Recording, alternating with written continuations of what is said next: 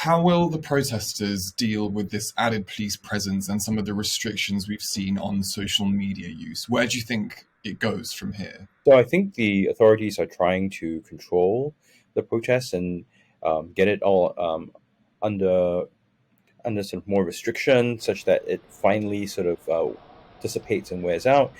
I suppose for the protesters, it's a matter of how much risk they're willing to bear, and how much they think they want to challenge the authorities. So I think if based on the sort of interaction that I've been seeing, I think the protests will sort of dampen down a little. They may be sort of sporadic and sort of come up here and there, unless some other incident really triggers people to get upset, right, for the frustration to bubble over again. As you mentioned, even if the protests are quashed in the near term, this underlying frustration with restrictions on daily life seems like it will continue. How do you see that tension being resolved going forward?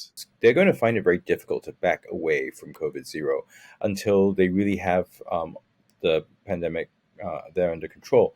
This is because Xi has basically owned the zero COVID policy, right? He has attached it to his own legacy. What we have with this current round of calls seems to be a recognition among some, I wouldn't say all, among some, that the COVID restrictions originate from the system that the PRC has, which limits oversight of executive authority. One thing to watch is whether the unhappiness with the COVID zero policy and the protests provide some sort of, I guess, inspiration or sense among the Chinese population that they can push back against some of the more draconian measures that the Xi Jinping leadership has been imposing on them. In the course of these protests, some people were openly calling for Xi Jinping to step down.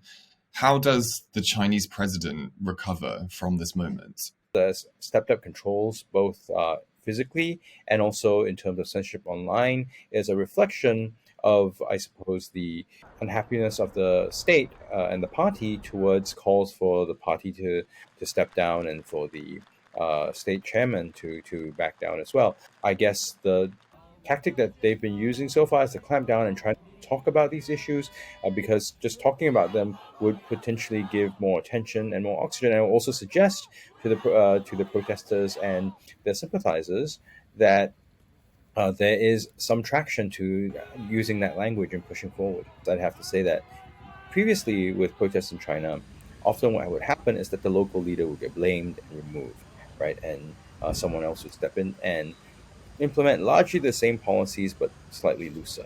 Now, because of this, the tightness of the tie between Xi Jinping and the COVID zero policies, that becomes much more difficult, right? It's much more difficult to blame the local leader for misimplementation.